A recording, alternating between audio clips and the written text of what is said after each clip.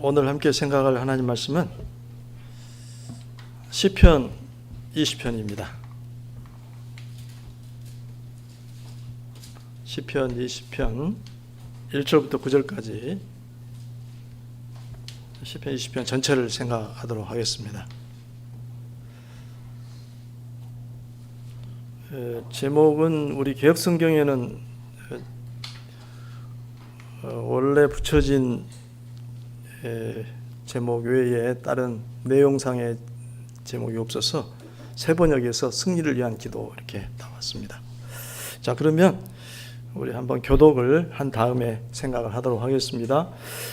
거기 제목에 다윗의 시 인도자를 따라 부르는 노래 이렇게 제목이 붙어 있죠. 1절 제가 읽습니다. 환난 날에 여호와께서 내게 응답하시고 야곱의 하나님의 이름이 너를 높이 드시며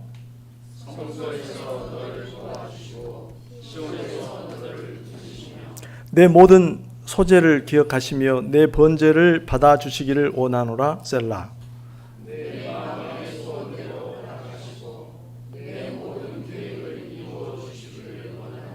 우리가 너의 승리로 말미암아 개가를 부르며 우리 하나님의 이름으로 우리의 깃발을 세우리니 여호와께서 내 모든 기도를 이루어 주시기를 원하노라.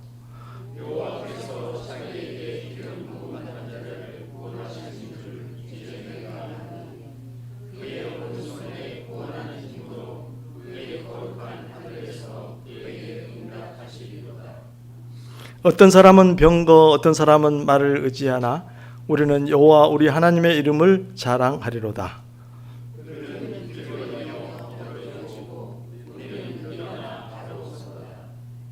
같이 우리 9절 읽습니다. 여호와여 왕을 구원하소서. 우리가 부를 때 우리에게 응답하소서.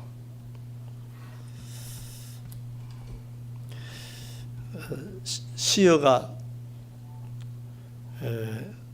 참 쉽고 아름다워서 많은 설명을 붙일 것 없이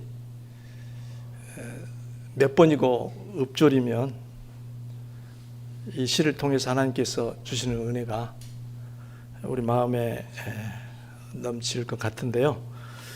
그러나 이 시가 어느 경우에 쓰여졌고 그 담겨있는 주요 사상이 무엇인지 오늘 함께 생각하는 시간을 갖도록 하십시다.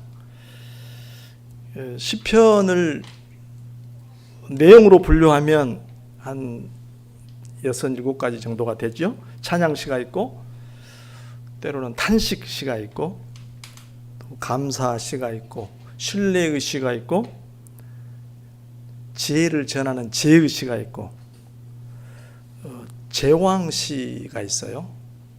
또 토라시라는 것도 있고 어쩔 때는 한 시에 이런 두어 가지 영역의 내용들이 겸하여 나오는 경우도 있습니다. 제왕시는 보통 왕족시라고도 하는데 왕족과 관련해서 왕의 가족과 관련해서 왕과 관련된 시입니다. 왕의 정의로운 통치를 칭송하거나 전쟁에서의 승리를 기원하는 등의 내용을 담고 있습니다. 그리고 그 왕은 때로 메시아의 모형으로 등장하기도 합니다. 오늘 말씀도 제왕시 중에 하나입니다. 먼저 이 시가 어떤 상황에서 어떤 무엇을 배경으로 쓰여졌는지를 잠깐 생각함이 필요할 것 같습니다. 제가 시의 배경을 잠깐 여러분과 함께 찾아보도록 하겠습니다. 5절과 6절을 우선 좀 참고하면 좋겠어요. 5절에 보면 우리가 너의 승리로 말미암아 개가를 부르며 우리 하나님의 이름으로 우리의 깃발을 세우리니 여호와께서 내 모든 기도를 이루어 주시기를 원하노라. 우선 이 기도의 이 구절의 목적은, 이 말의 목적은 원한다. 근데 우리가 너에게 이런 일이 일어나기를 원한다 하는 내용으로 되어 있습니다. 우리하고 너라는 인칭 대명사가 나오고 있죠. 그러니까 우리는 5절 초반에 보인 것처럼 너의 승리를 원하고 있습니다. 바라고 있습니다. 그런데 9절을 참고해 보면 여호와여 왕을 구원하소서 우리가 부를 때 우리에게 응답하소서. 이 기도 주체, 이 기도를 하는 사람들은 5절에 우리일 겁니다. 우리는 지금 왕을 구원해 달라고 직접 기도하는 내용이 9절에 나와 있습니다. 이렇게 볼 때 우리는 왕을 위하여 기도하는 백성인 것으로 보이고요. 물론 너는 누구죠? 왕이 되겠죠. 너는 왕이 되겠습니다. 왕에게 너라고 했으니 불경한 게 아닌가 하는 생각이 드는데 원문 그대로 비존칭 번역을 우리 한글에서는 2인칭 상대방을 대명사로 부를 때 존칭으로 부를 때 적절한 단어가 없잖아요. 당신이란 말을 쓰는데 당신이 잘못하면 대들거나 욕하거나 따지거나 할 때 쓰는 말이 또 되기도 하고 원래 당신은 3인칭을 지칭하는 말이죠. 하나님께서 당신의 뜻대로 이렇게 할 때 당신을 쓰는데 그래서 2인칭을 쓰기가 어려워가지고 우리가 대화 중에도 아버지하고 대화할 때 아버지가 그랬잖아요 그러지 네가 그랬잖아요 이렇게 우리가 않잖아요. 이게 이제 2인칭 대명사가 없는데 여기서는 원문 그대로를 반영해서 너의 승리로 말미암아 이렇게 2인칭으로 호칭을 했습니다. 왕을.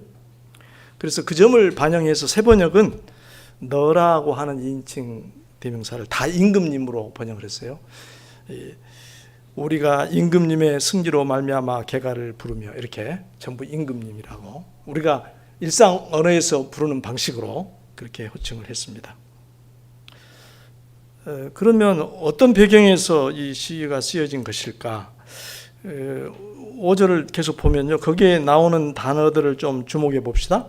너의 승리, 개가 또 쭉 넘어가서 깃발 뭐 이런 말들이 나오죠. 아까 읽은 7절도 가보면은 어떤 사람은 병거, 어떤 사람은 말을 의지하나 모두 무엇과 관련된 단어들이죠? 전쟁과 관련된 단어들입니다. 그러니까 전쟁을 앞둔 상황이 그 배경이 되고 있습니다. 그러니까 출전을 앞둔 전쟁에 지금 나갈 일을 앞두고 있는 왕을 위한 제사 의식, 제사가 지금 성전 마당에서 열리고 있습니다. 그곳에서 왕에게 왕을 위해서 하는 기도 또는 축복 그런 내용이 이 시에 담겨 있습니다. 왕을 위한 어떤 격려의 말 성격이 강하겠죠. 그런데 그런 상황에서 있었던 백성들과의 제사 그 장면을 나중에 다윗이 시로 기록했을 것으로 짐작이 됩니다. 그러면 이제 내용으로 우리가 내용을 조금씩 살펴보도록 하겠습니다. 첫 번째 5절까지 백성의 축복이 나와 있습니다. 근데 우리가 읽었지만 1절부터 5절에 보면 각 문장을 마감하는 낱말이 원하노라가 몇 번 나오죠? 일단 우리 5절까지 3번 정도 보입니까? 3번 정도 보이죠. 원하노라 이렇게 됐죠. 그리고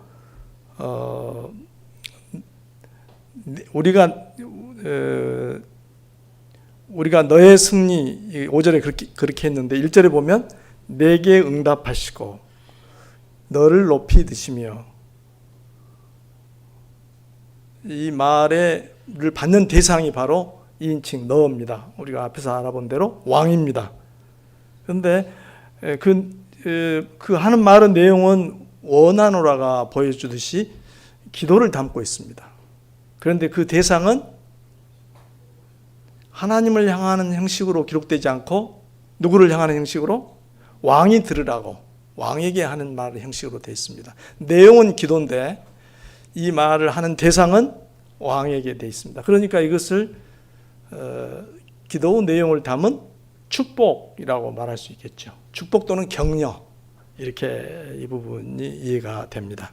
자, 그러면 1절과 5절에서 우리, 그러니까 백성은 너 왕을 어떻게 축복하는가 한번 쭉 보도록 하십시다. 우선 1절 잠깐 보면요, 환난 날에라고 서두를 꺼냈습니다. 환난 날에. 환난 날에는 위기와 시련의 때, 고난의 때, 이런 의미가 되겠죠. 어려움에 직면했을 때, 그러니까 전쟁을 앞두고 있다는 것은 지금 외적이 침입해 왔든지 국가적인 외부 세력으로부터의 위기 상황에서 왕은 지금 군사를 몰고 전쟁터에 나가야 될 상황입니다. 그것이 바로 이 시에서 직접적인 배경이죠. 환난의 때가 닥쳤습니다. 국가적인 위기 상황에서 왕은 막중한 책임을 지고 그들을 물리쳐야 되는 큰 과업을 수행해야 되고 그 장도에 오르려고 하고 있습니다. 그런 왕에게 백성은 어떻게 축복하는가? 10마디 축복의 말이 열거되어 있습니다. 10마디 축복의 말. 자, 1절에 보면 첫째 마디가 뭐라고 되어 있죠? 여호와께서 내게 응답하시고, 여호와께서 내게 응답하시고, 네가 기도할 때 응답하시고. 이 말이 5절 마지막 때에도 반복되고 있습니다. 조금 다른 표현으로 뭐라고 그랬죠? 여호와께서 내 모든 기도를 이루어 주시기를 원하노라. 내게 응답하시고 내 모든 기도를 이루어 주시기를 원하노라. 왕을 위한 축복 또 격려의 말에 를 압축하자면, 요약하자면 이렇게 되겠죠. 그 사이에 여러 가지 말들이 열거되어 있는데, 두 번째는 뭐라고 그랬죠? 야곱의 하나님의 이름이 너를 높이 드시며. 너를 높이 든다 하는 의미는 보호한다는 의미가 있습니다. 그런데 야곱의 하나님의 이름이 너를 높이 드시며, 역시 시는 시입니다. 굉장히 시적 언어로 표현을 하고 있습니다. 야곱의 하나님은 야복 땅에서 야곱과 씨름했던 하나님을 기억합니다. 야곱이 형을 대면해야 되는 그 위기 상황에서 그의 기도를 응답하시고 그를 축복하셨습니다. 그 하나님을 떠오릅니다. 너를 높이 드시며, 2절에 가면 어떻게 나오죠? 성소에서 너를 도와주시고. 성소는 지상의 하나님의 임재의 상징, 좌소입니다. 하나님의 통치와 그분의 주권을 상징하는 장소가 되겠죠. 거기에서 너를 도와주시고, 시온에서 너를 붙드시며. 말만 바꿨죠. 시온, 하나님의 도성, 시온에서 너를 붙드시며. 3절에서는 뭐라고 그랬죠? 내 모든 소재를 기억하시며. 물론 평상시에 다윗이 여러 가지 사유로 드렸던, 목적으로 드렸던 제사를 얘기할 수도 있지만, 지금 출전을 앞두고 드리는 제사에서 소재를 드렸을 겁니다.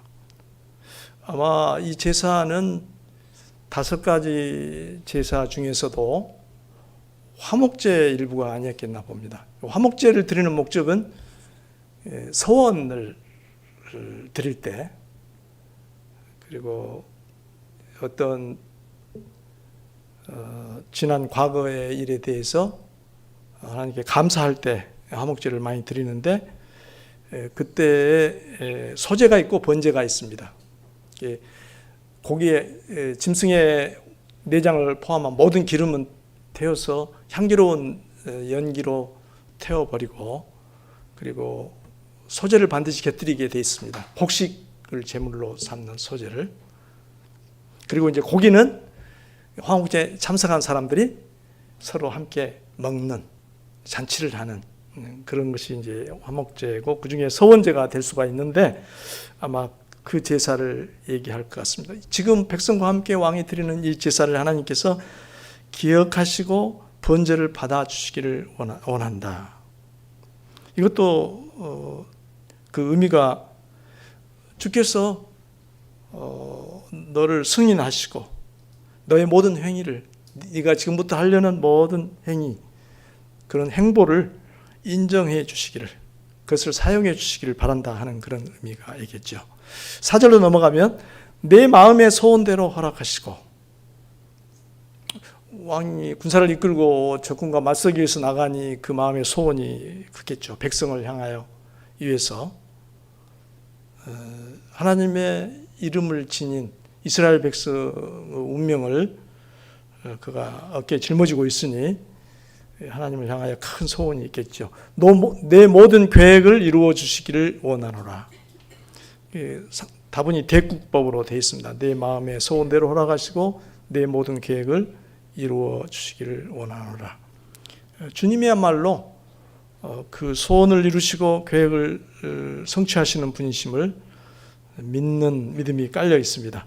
마지막으로 5절에 보면 우리가 너의 승리로 말미암아 계가를 부리며 우리 하나님의 이름으로 우리의 깃발을 세우리니, 이렇게 돼 있는데 약간 번역의 보완이 좀 필요할 것 같습니다.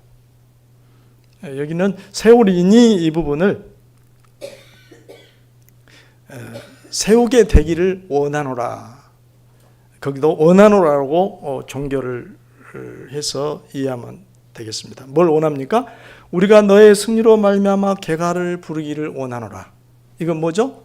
왕의 승리를 기원하고 바라는, 그래서 축복하는 그런 말이죠. 또 뭘 원하죠? 우리 하나님의 이름으로 우리의 깃발을 세우기를 원하노라. 네가 승리하기를 바란다. 말을 바꿔서 한 거죠. 깃발은 뭐죠? 승리의 상징이죠. 승리의 상징이죠. 그러니까 한 구절 한 구절이 왕의 승리를 간절히 기원하고 축복하는 내용으로 되어 있습니다. 마지막으로 처음 봤던 대로 여호와께서 내 모든 기도를 이루어 주시기를 원하노라. 그러니까 이 5절이 여러 가지 표현을 바꿔가면서 길게 그 원함, 축복 말을 했지만 줄이자면 왕이 전쟁에서 반드시 승리하게 되기를 축복하고 응원하는 내용으로 되어 있습니다. 그 내용은 기도고 이것을 왕이 들으라고 왕에게 격려를 주는 방식으로 말을 하고 있습니다. 이 축복의 말들 속에서 우리는 하나님을 향한 백성의 어떤 마음가짐을 살필 수가 있죠? 이것은 말들이고 그 말의 저변에 깔려있는 그들의 어떤 심정 또는 마음의 태도, 그런 걸 살필 수가 있죠? 첫째는 아마도 하나님의 주권적인 통치를 믿는 그런 굳은 믿음이 깔려있는 것 같습니다. 승리는 하나님의 손에 달려 있음을 그들은 확신하고 있습니다. 둘째는 하나님의 도우심을 확신하는 마음입니다. 그들의 기도에 응답하셔서 또 왕의 소원과 계획을 이루어 주셔서 그들에게 반드시 승리를 주실 것을 확신하고 있습니다. 따라서 백성은 하나님을 전적으로 신뢰하면서 그분의 도우심을, 또 그 도우심으로 말미암은 왕의 승리를 기도로 왕을 향하여 표현하고 있습니다.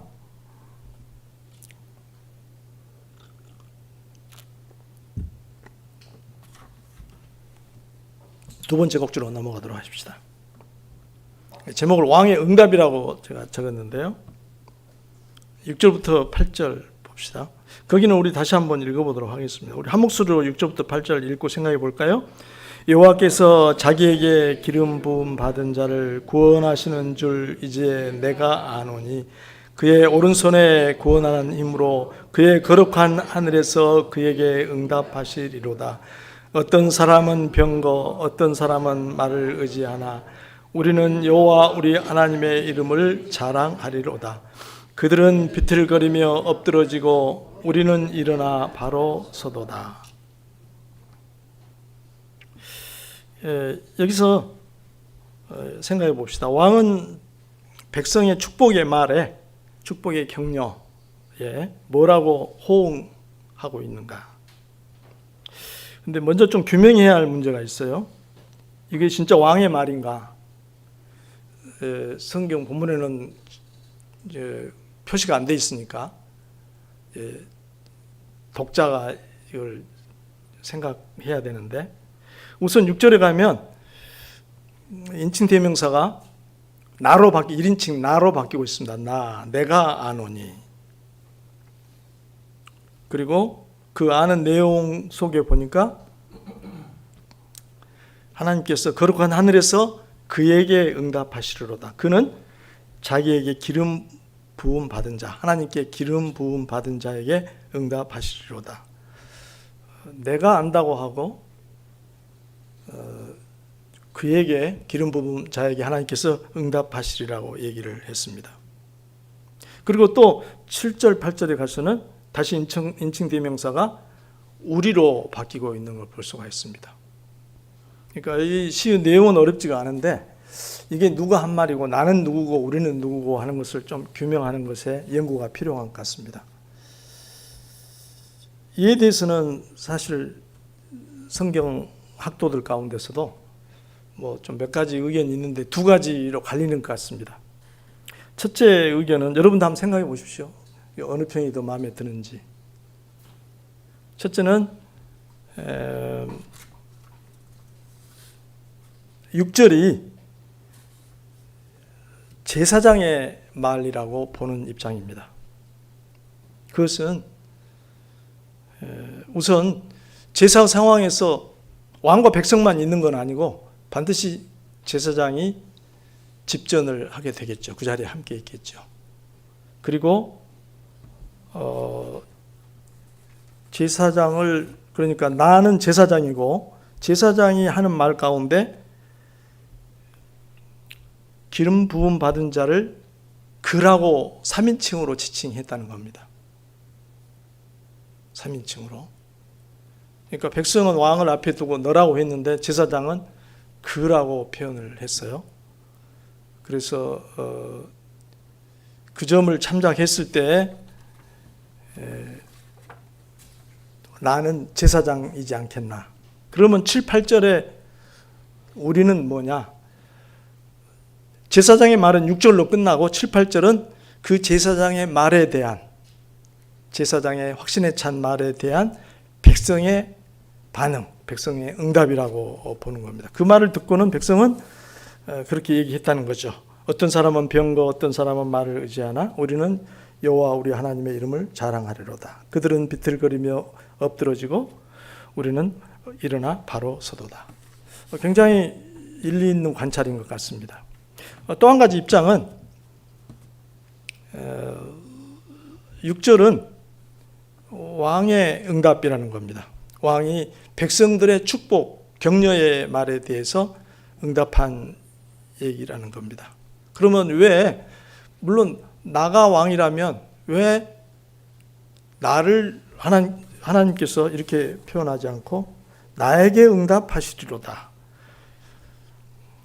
당신에게 기름 부음 받은 나를 보호하시고 응답하시리로다 하지 않고 3인칭으로 표현을 했을까? 이것은 일단 일반적인 사실을, 하나님께서 기름 부음 받은 자를 보호하시고 구원하신다는 일반적인 사실을, 물론 자기를 염두에 뒀지만 얘기하고 7, 8절에 가서는 왕 자신을 포함한 백성 전체의 신앙 고백으로, 백성들을 포함한 왕 자신도 포함된 백성 전체의 말로 표현을 했다, 이렇게 보는 입장입니다. 각 입장의 강조점, 그 주안점을 놓고 보면 어느 쪽이라도 설명이 될 것 같습니다.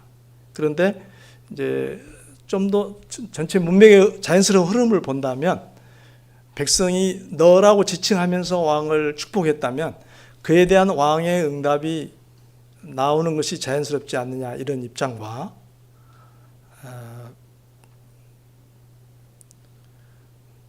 제사장은 의전을 집전하는 입장이지만 그 제사를 드리는 주체는 왕과 백성이니까 그런 면으로 볼 때 두 번째 쪽으로 생각하는 것이 좋지 않나, 이런 생각입니다.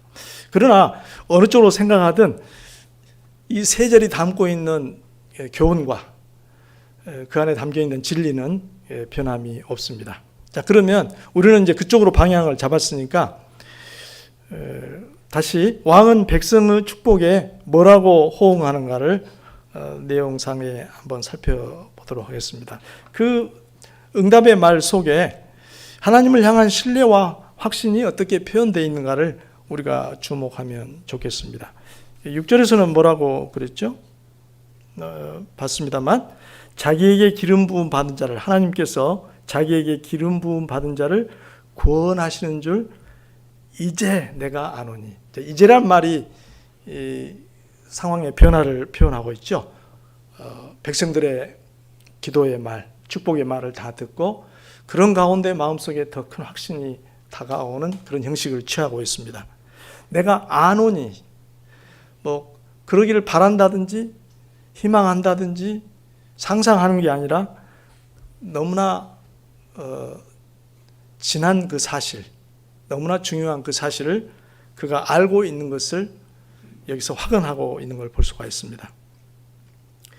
그런 암 속에서 그는 어떤 확신을 표명합니까? 그의 오른손에 구원하는 힘으로 그의 거룩한 하늘에서 그에게 응답하시리로다. 기름 부은 받은 자를 보호하시고 도우시고 응답하시는 그 객관적인 사실을 6절에서는 왕인 내가 얘기하고 있습니다. 거기에 그의 오른손에 구원하는 힘, 그의 거룩한 하늘, 이게 다 의미를 담아서 한 말들이죠. 항상 오른손은 하나님의 권능을 의미합니다. 무한한 권능을. 거기에 구원하는 힘이 있습니다. 또 거룩한 하늘, 하나님의 주권적인 통치가 이루어지는, 하나님의 뜻이 이루어지는 그곳에서 그 능력으로, 권능으로 그에게 응답하시리라 하는 확신을 표명하고 있습니다. 7절에 가면 어떤 사람은 병과 어떤 사람은 말을 의지하나 우리는 여호와 우리 하나님의 이름을 자랑하리로다. 병거와 말은 당시에 고대 사회에 가장 강력한 무력 자산이었죠. 요즘 같으면 뭐라고 해야 할까요? 탱크라고, 비행기 탱크라고 얘기해야 될까요? 미사일 뭐 이렇게 얘기해야 될까요? 지금 왕은, 시인은 군사력이 아니라 인간이 동원할 수 있는, 강대국이 보유하고 있는 그런 군사력이 아니라 하나님을 전적으로 의지하는 그런 신뢰를 표명하고 있습니다. 여기서 병거와 말은 가장 강력한 무력 자산으로서 사람이 동원할 수 있는 모든 수단을 대표하는 그런 것이 되겠습니다. 8절에 가니까 그들은 비틀거리며 엎드러지고 우리는 일어나 바로 서도다. 아주 눈에 선하게 그 두 가지 상황, 서로 상반되는 상황을 묘사하고 있습니다. 그들은 비틀거리며 엎드러지고 우리는 일어나 바로 서도다. 완전한 승리에 대한 강한 확신을 표명하고 있습니다. 그러니까 왕은 백성의 축복에 대한 답사로서 하나님의 나라인 이스라엘의 왕과 백성이 하나님을 향한 일치된 신앙을 소유하고 있는 그런 아름다운 모습을 고백하고 있습니다. 믿음의 공동체인 우리 교회에 이 말씀이 끼치는 영감 같은 것이 느껴집니다. 왕과 백성의 일치된 신앙, 우리 지체된 우리 교인 한 사람 한 사람이 하나님을 믿는 것과 아는 일에 하나가 되어서 그리스도의 장성한 분량까지 자라가는 그런 모습을 여기에 잘 묘사하고 있는 것 같습니다. 여기까지 두 번째 왕의 응답을 생각을 해봤고요. 마지막 한 절이 남았는데 백성의 기도입니다. 9절입니다. 9절 우리 같이 읽어보도록 하겠습니다. 여호와여 왕을 구원하소서 우리가 부를 때 우리에게 응답하소서. 1절부터 5절까지는 축복, 응원을 담은 축복의 말이 열거되어 있었는데 이 9절에 와서 기도로 바뀌었습니다. 축복과 응원은 기도로 연결되고 있습니다. 참 의미심장한 상황인 것 같습니다. 우리는 믿음 안에서 우리 형제들과 서로 축복과 응원을 보낼 뿐만 아니라 서로를 위해 기도하기를 쉬지 말아야 하겠습니다. 우리의 축복이 단순한 덕담 정도로 끝나서는 결코 안 되겠다는 생각입니다. 마음을 써서 기도하고 하나님의 도우심을 구하는 그 일이 계속되어야 되겠습니다. 이제 오늘 말씀을 조금 우리 상황에 끌어당겨서 잠깐 생각해 보도록 하겠습니다. 저는 이것을 성도를 위한 응원가로 우리가 들었으면 좋겠다고 말씀을 드립니다. 우리 자신의 상황에 한번 끌어와 보십시다. 이 시는 환난 날에라는 말로 시작을 했습니다. 전쟁 상황을 앞두고 한 이야기였죠. 이 환난은 시련과 역경, 도전과 위기 또는 사명과 과업 등의 말로 우리에게 다가옵니다. 우리에게는 환난이란 말로 표현할 수 있듯이 할 수 있는 그런 싸움, 영적 전투가 있습니다. 특히 배교의 세상에서 믿음을 지키고 하나님 나라의 백성으로 살아가면서 그 싸움은 계속되어질 것입니다. 이것은 우리가 피할 수도 없고 또 피해서도 안 되는 싸움입니다.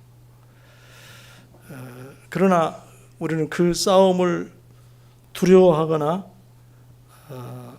그 싸움 때문에 염려하지 않습니다. 왕을 위한 백성의 축복을 우리를 위한, 우리 각자를 위한 응원가로 받아들이면 좋겠습니다. 하나님의 주권적 통치와 그분의 완벽하신 도우심을 기억하고 꼭 붙들어야 되겠습니다.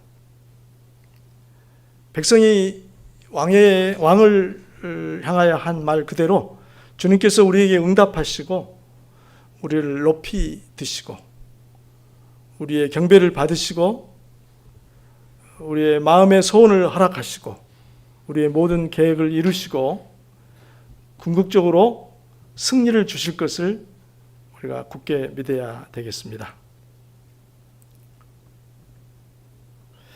제가 아주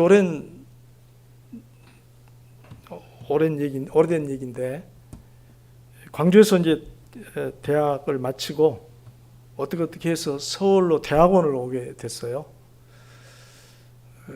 그 사이에 서울을 하루 이틀 다녀간 적은 있는데 촌놈이어가지고 서울에 와서 이제 생활을 처음 하게 되니까 한편으로는 흥분도 되고 두려운 마음도 있고 또 그렇다고 부모님이 하숙을 시켜줄 그런 입장도 아니고 어떻게 장학금을 받아서 대학원을 왔는데 여러 가지 일들이 불투명하고 새로운 생활이었습니다. 그래서 이제 어느 곳에 가서 누가 이렇게 허락해 준 숙소에 지내면서 공부를 하고 또 일을 하는데, 어느 날 3월이 채 넘어가기 전이었을 겁니다. 광주에서 엽서 한 장이 도착을 했어요. 엽서 한 장. 근데 그 엽서에 낯선 구절이 하나 기록이 되어 있었습니다. 그것이 20장 5절 말씀이 기록이 되어 있었어요. 우리가 너의 승리로 말미암아 개가를 부르며 우리 하나님의 이름으로 우리의 깃발을 세우리니 여호와께서 내 모든 기도를 이루어 주시기를 원하노라. 이 구절을 쓰고 몇 가지 사연을 적어서 보냈더라고요. 저는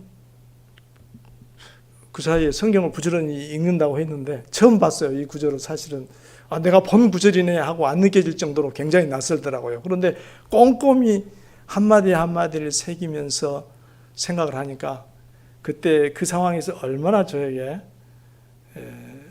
하나님을 우러러 보고자 하는 마음, 그분의 보호하심과 인도하심에 대한 확신, 이 삶 속에 주님께서 동행하고 계신다는 그런 분명한 신뢰감, 그런 것들을 그때 전해주는 그런 구절이었습니다. 이제 백성의 왕을 향한 그 축복을 우리의 응원가로 들을 뿐 아니라 백성을 향한 왕의 응답에 우리의 마음을 합쳤으면 좋겠습니다. 왕은 하나님께 기름 부음 받은 자를 그가 구원하신다고 말씀을 하셨는데, 우리도 성령으로 거듭난 성령의 기름을 부음 받은 자들입니다. 하나님의 특별하신 계획과 은총 속에 그리스도의 보혈의 피로 말미암아 구원받은 자들입니다. 하나님께서는 우리의 싸움에 함께 하셔서 보호하시고 도와주시며 우리의 상황에 응답하실 것입니다. 우리에게 궁극적인 승리를 허락하실 것입니다. 그러므로 하나님만을 굳게 믿고 신실하게 의지하십시다.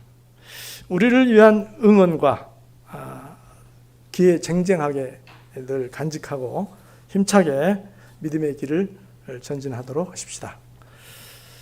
다 같이 감사의 기도를 드리도록 하겠습니다.